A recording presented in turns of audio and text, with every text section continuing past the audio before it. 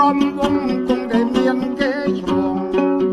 សាយសំពៀពេញបរិយធម្មតាប្រហើយនឹងស្រីធម្មតាប្រហើយនឹងស្រីមិនដាច់អាល័យពីសេចក្តីរំវងខ្ញុំសងរកយូឃើញគេល្អពិតគូយ៉ាងមិនគូបែកចិត្តគូយ៉ាងមិនគូបែកចិត្តគូអើយអានឹងនឹកដល់គូសង្សា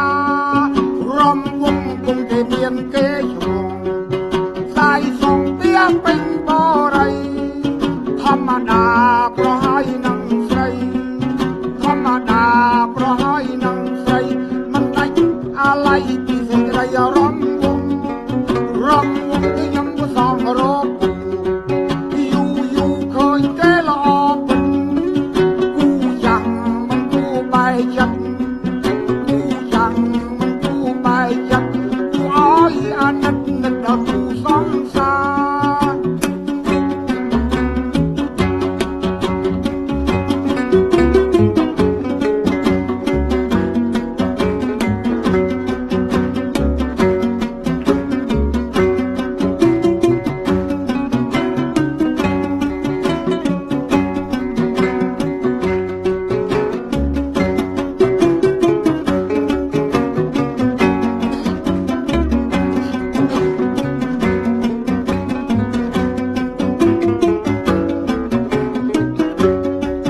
រំវង